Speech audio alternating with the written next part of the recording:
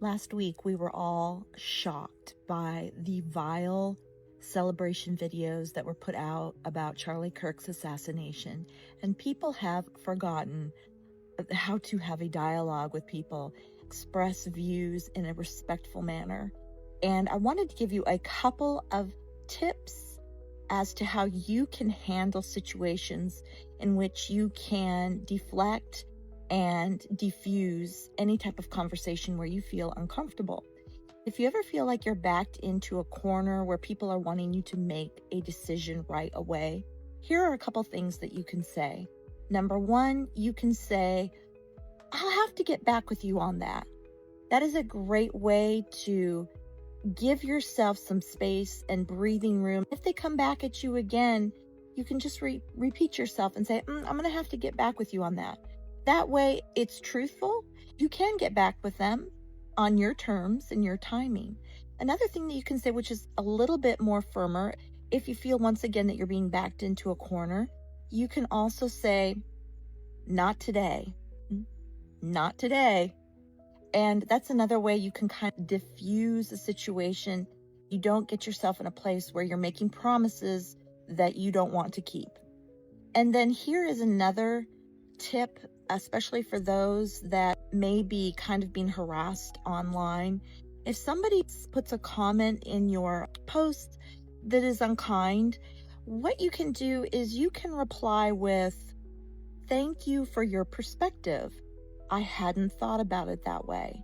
That is a way of diffusing a situation. It is gentle, it is humble, and it ends any kind of meanness or nastiness right there.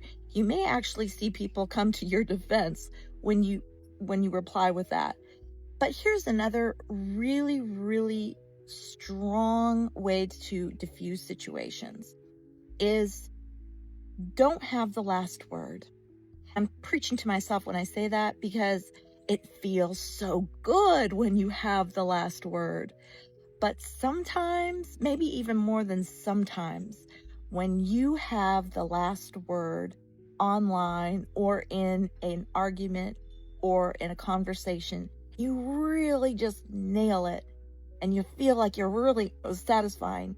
You actually may have lost instead of thinking that you've won. Sometimes the best thing you can do is not have the last word. Let them have the last word and just be silent. And one last thing before I go, don't be a cynic. The world does have evil in it. There's no doubt about it. We saw that last week. However, there is more good than there is evil. Don't lose your faith. Don't lose your hope in the goodness and kindness of people. There are many more good people than there that are bad. People of all different beliefs, ideologies, systems, nationalities, ethnicities. People are good. Remember, nobody likes a cynic. Just remember, people are genuinely good. Life is worth living. We have a lot to be hopeful for and a lot to be thankful for.